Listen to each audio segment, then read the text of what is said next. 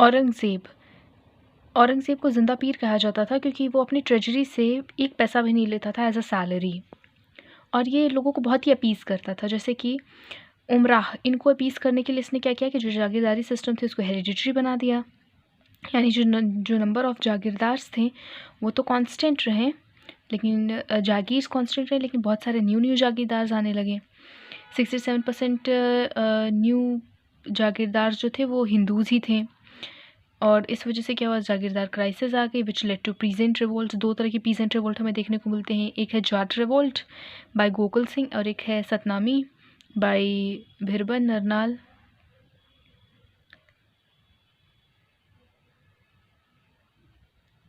और ये टू पे पीटर रॉब पॉल की पॉलिसी को फॉलो करता था। उलामा को अपीज़ करने के लिए इसने क्या किया, जो स्पेशली उलामा में जो बोहराज थे गुजरात के और नक्शबंदिया सूफीज़ थे, उनको उसने मतलब ज़्यादा अपीज़ करने की कोशिश की, और उन लोगों ने इसीलिए उसको कंपेल किया कि वो क्या करे, इशू करे फतवा, जिसका नाम था फतवाए आलमगीरी, जो कि आज के टाइम में सेकंड लॉ बुक है फॉर द मुस्लिम।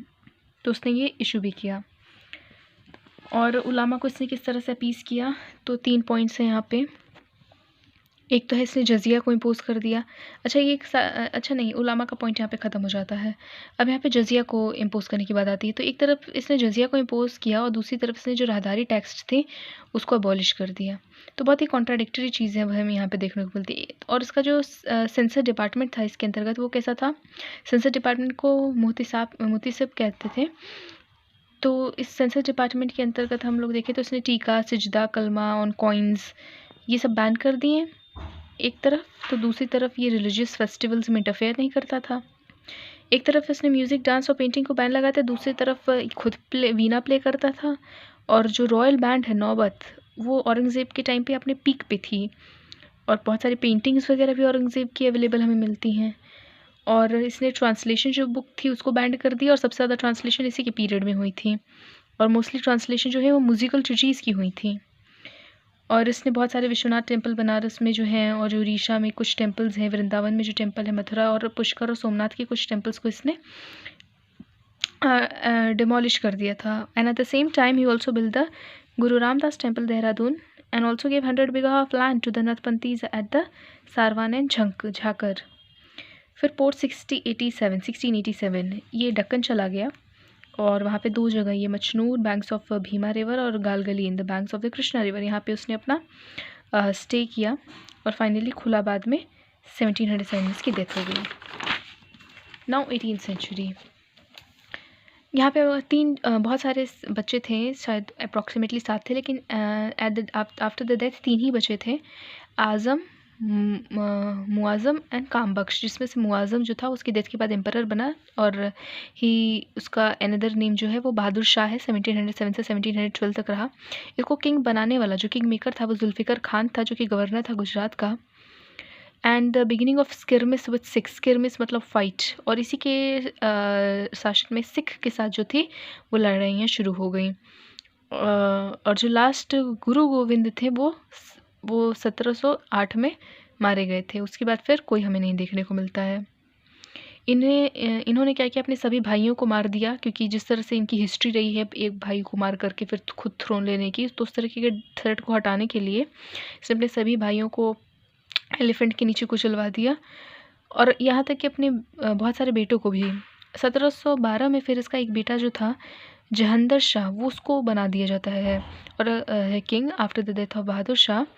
जुल्फ़िकर खान ही फिर से अगेन किंग मेकर रहता है, और वो इसको इसलिए चूज़ करता है because he was not interested in taking the throne, he was fallen in love with a lady whose name was Lal Kunwar. And इनके भी सभी भाइयों को भी मरवा दिया जाता है ताकि कोई थ्रोन न ले। One of the very famous name of one of his brother was Azim Al Shah, that we will again see in the again his name. अच्छा, तो अब ये जो सैयद ब्रदर्स थे, चूँकि ये सैयद ब्रदर्स अब्दुल्ला खान और हुसैन खान, ये दोनों भी क्या थे, गवर्नर थे एक तरह से, इलाहाबाद का गवर्नर और एक बिहार का गवर्नर, और जुल्फ़िकर खान गवर्नर ऑफ गुजरात था। ये जो जहांदर शाह था ये तो रूल करना नहीं चाहता था, he was following in love, और इसके नाम पे जस्ट इसकी थ्रोन के पीछे से जो रियल माइंड जिसका चल रहा था वो जुल्फ़िकार खान का था। तो जब क्योंकि एक्चुअली मुग़ल एम्पायर था ना, वो बहुत ही बड़ा एम्पायर था अपने आप में, तो इस एम्पायर को को ख़त्म कर देना वो बड़ा ही मतलब अपने आप में रिस्की काम था, क्योंकि फिर लोग रिवोल्ट कर देते कि अगर मुग़ल एम्पायर को डिमोलिश कर दिया। तो इसीलिए इन्होंने ज़ुल्फ़िकार खान ने भी, अभी हम आगे देखें कि सैयद ब्रदर्स ने भी किसी न किसी एक कमज़ोर मुग़ल एम्पायर को गद्दी पे बिठाया रखा था कि लोगों को लगे कि हाँ मुग़ल एम्पायर ही है, और उसके पीछे वो खुद रूल कर सकें। तो जब देखा ज़ुल्फ़िकार खान रूल कर रहा, जो कि भी गवर्नर लेवल का था, और ये सैयद ब्रदर्स भी गवर्नर लेवल के थे, तो इन्हें ये बात अच्छी नहीं लगी। तो ये अपने रूल को इस्टेब्लिश करना चाहते थे। तो इसके लिए इन्होंने क्या किया, ढूंढा कि किसी तरह से किसी और को, तो इन्होंने अटैक किया, जहंदर शाह को मतलब गद्दी से हटवाया, और फिर फ़ारुख शियार जो कि अजमल अल शाह का बेटा था, उसको कहीं ढूंढ के लेके आए ये लोग, और फिर इसको इन्होंने गद्दी पे बिठाया। अब चूँकि सैयद ब्रदर्स ने इसको गद्दी पे बिठाया, तो अभी सैयद ब्रदर्स की बात मानेगा। और इसी के फ़ारुख शियार के दौरान ही जजिया को अबॉलिश कर लिया गया, और इसी ने ईस्ट इंडिया कंपनी को 1717 में फरमान दिया था। अब मराठास की बात करें तो 1730 से लेकर के 1720 तक जो बालाजी विश्वनाथ जो कि पेशवा थे, उनका राइज हो रहा था मराठा में। 1716 में विश्वनाथ ने ऑफ़र किया डबल गवर्नेंस की बात को फ़ारुख शियार को, कि जो नर्मदा रिवर के ऊपर का काम है वो नॉर्थ में मुगल्स रूल करें, और साउथ में आप हमें चौथ पे करिए, और हम क्या करेंगे, साउथ का देख रेख करेंगे। लेकिन फ़ारुख शियार ने इस चीज़ को लिए मना कर दिया, तो सैयद ब्रदर्स ने उसको मार दिया, और फिर उसकी जगह पे रफ़ी अल दरजद जो कि उसका बेटा था, उसको बैठा दिया गद्दी पे। लेकिन वो भी ज़्यादा दिन तक नहीं जिया, बस 1700 उसने बस ये ट्रिटी जो थी इसको साइन किया, और अगले दिन उसकी डेथ हो गई। फिर उसकी जगह पे फिर राफ़ी अल दौला को रखा, जो भी उसी साल मर गया 2 महीने के अंदर ही। और फिर कोई चॉइस नहीं मिल रही थी, क्योंकि जो फ़ारुख शियार था, क्योंकि जहंदर शाह के तो सभी भाई मारे गए थे, इसके भाई का एक बेटा था फ़ारुख शियार जो बहुत मुश्किल से मिला था। फ़ारुख शियार का जो बेटे थे, दोनों रियल बेटे, वो दोनों भी मारे गए। तो फिर मोहम्मद शाह रंगीला को बनाया गया। मोहम्मद शाह रंगीला जो था, फादर तो was a Mughal but mother was not a Mughal. And ये भी बहुत ही एक बेवाड़ी जगह पे रहता था, जो कि हरियाणा में है, सम काइंड ऑफ अ हरम और centre like that. So that kind of a person he was. And 1790 से लेकर 48 तक सबसे लॉन्गेस्ट ने रूल किया, क्योंकि he was also not very much interested in the rule. और यही तो सैयद ब्रदर्स चाहते थे कि कोई ऐसा कमज़ोर सा इंसान बैठ जाए और उनके नाम के पीछे पीछे वो रूल करें। इसके अंतर्गत जजिया सिस्टम को जागीरदारी जजिया तो ऑलरेडी फ़ारुख शियार में अबॉलिश हो गया था। इसके दौरान जागीरदार सिस्टम जो था वो अबॉलिश हो गया, और इसके दौरान ज़मींदार काफ़ी स्ट्रॉन्ग हुए, और इसी के रूल के दौरान मुग़ल एम्पायर का डिसइंटीग्रेशन शुरू हुआ। अब हम लोग देखते हैं कि स्ट्रक्चरल चेंजेस क्या हैं। तो देखिए, पहले हमारा क्या था, सूबा था, उसके नीचे सरकार था, फिर परगना था, फिर ग्राम था। न्यू स्ट्रक्चर में क्या हुआ था कि जो सूबा था वो अब किला बन गया था, और वो उसको देख रेख किलादार करते थे। उसके नीचे फिर तहसील थी, तहसीलदार, तहसील में भी 2 थे, एक तालुक थे, एक चकला था। तालुक में तालुकदार बैठते थे, जोटेदार यूपी के और फतेहदार पंजाब के, और चकला में कोतवाल।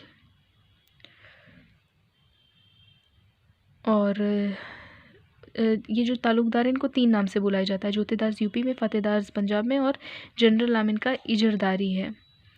और तहसील से नीचे महल होता था, जिससे महलवारी से नाम आया है। ये स्मॉलेस्ट यूनिट होती थी एडमिनिस्ट्रेशन की, क्योंकि क्या होता था, जैसे ABCD बहुत सारे विलेजेस हैं, तो ए विलेज में ये लोग क्या कहते थे कि बाकी सारे विलेज आके टैक्स जमा करो।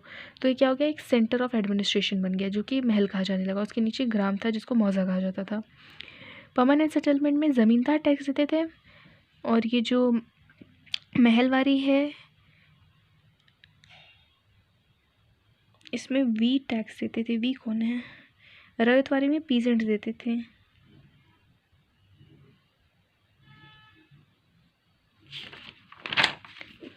फिर अब इधर मुगल्स की बात करते हैं। इनके अलाइज कौन थे और एनिमीज़ कौन थे, बफर और इंडिपेंडेंट्स कौन थे।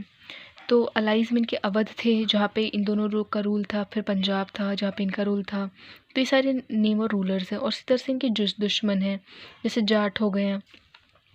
जाट में भी किसके साथ, सिख्स में भी किसके साथ, मराठास में भी। मराठास के साथ तो मैं लॉन्ग हिस्ट्री ऑफ इनिमिसिटी देखने को मिलती है। और फिर बफर जहाँ पे मतलब बैलेंस मेंटेन किया था, ना इनिमिटी है ना एलाइज है, और कुछ इंडिपेंडेंट रूलर्स भी थे।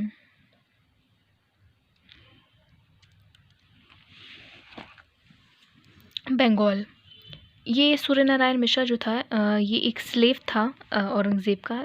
इसको इस्लाम में कन्वर्ट कर दिया गया और उसका नया नाम रखा था करतलाब खान औरंगज़ेब ने, और 1701 में इसको दीवान के रूप में भेज दिया बंगाल में ताकि वो रेवेन्यू को इंक्रीज़ करे। फिर इसने क्या किया, रेवेन्यू को इंक्रीज़ करने के लिए मीर जस्मानी सिस्टम इंट्रोड्यूस किया। ये एक परमानेंट सेटलमेंट सिस्टम था, बस इसमें एक चेंजेस ये किए कि जो रेवेन्यू जो लोग थे जो कि कभी भी दे सकते थे, उसकी एक डेट फिक्स्ड कर दी।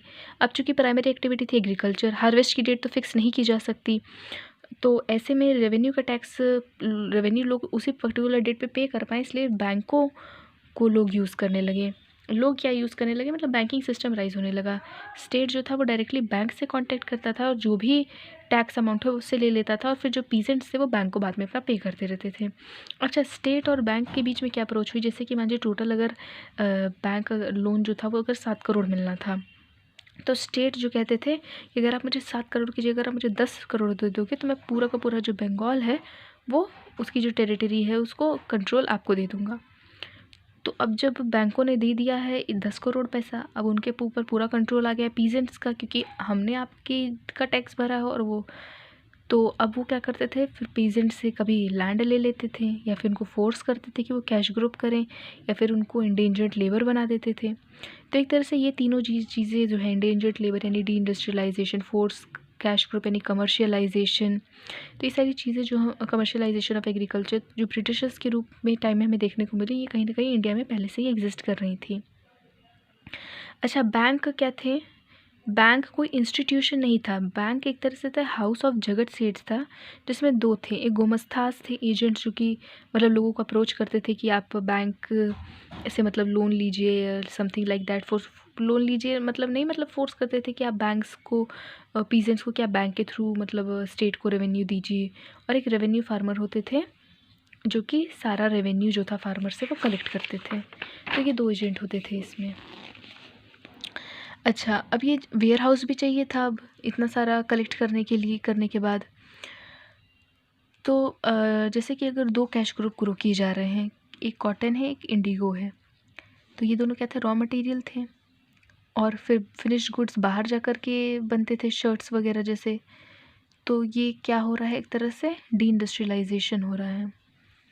इंग्लिश में इंग्लैंड में इस वेयर हाउस को औरंग कहते थे, और ये जो सिस्टम है इसको इंग्लैंड में पुटिंग कट सिस्टम, जर्मनी में वर्लॉग और इंडिया में दादनी सिस्टम कहते हैं।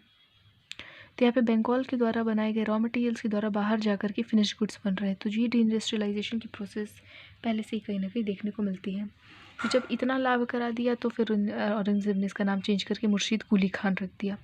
ईस्ट इंडिया कंपनी की बात करते हैं, तो east India company regulating act 1773 लेकर के आई थी। इसका जो ड्राफ्ट था वो कॉर्नवालिस ने प्रिपेयर किया था। तो इसके अंतर्गत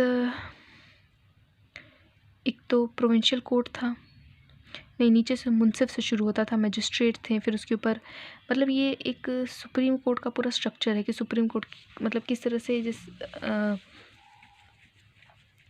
किस तरह से मतलब जैसे हमारे यहाँ डिस्ट्रिक्ट कोर्ट है, फिर हाई कोर्ट है, सुप्रीम कोर्ट है, तो उसी तरह से उस समय जो जुडिशियल सिस्टम थी वो पहले मुंसिफ थे, फिर रजिस्ट्रार, फिर तहसील, फिर प्रोविंशियल कोर्ट और फिर सुप्रीम कोर्ट, इस लेवल की हायरार्की थी कोर्ट्स में। तो तहसील में भी सिविल और क्रिमिनल दो थे, जिसको सिविल को दीवानी कहते थे, क्रिमिनल को फौजदारी कहते थे, और प्रोविंशियल कोर्ट में दीवानी और निज़ामी थी। और यहाँ पे सिस्टम ऑफ बवालिया भी था, यानी कि लोग जो थे वो विटनेसेस को ख़रीद लेते थे, और ये यूनिक इंडिया की क्रिएशन थी इसमें। पिट्स इंडिया एक्ट अगर हम लोग देखें, अच्छा हम लोग ये सब इसलिए सुप्रीम कोर्ट की बात करते हैं क्योंकि सुप्रीम कोर्ट पहली बार रेगुलेटिंग एक्ट के थ्रू ही आया था। 3 चीज़ें रेगुलेटिंग एक्ट में इंट्रोड्यूस की गई थी, गवर्नर, काउंसिल और सुप्रीम कोर्ट।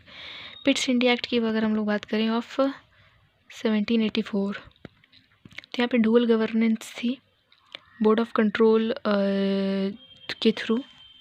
अच्छा, बोर्ड ऑफ कंट्रोल जो था वो उसके पीछे का बैकग्राउंड यहाँ पे दिया हुआ है कि जो क्वीन और उनके कज़न जो थे जॉर्ज, उन्होंने कंपनी शुरू की थी जिसमें 1% शेयर क्वीन का था और 49% शेयर जो था वो जॉर्ज का था। और फिर ये जो कंपनी थी इसमें 24 कोर्ट ऑफ डायरेक्टर्स थे, जिसमें से कि 1/4 जो थे वो हर साल रिटायर होते थे। और इधर जो एक ईस्ट इंडिया कंपनी जो कि जॉइंट स्टॉक कंपनी थी, कई सारे स्टॉक कंपनीज़ का एक कॉन्ग्लोमरेट थी।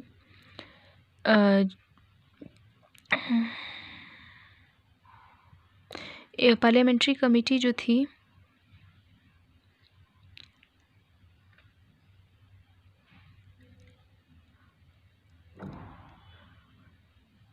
बोर्ड ऑफ डायरेक्टर्स जो थे वो चूज़ करते थे गवर्नर को, नाम, और जो गवर्नर और डिप्टी गवर्नर हैं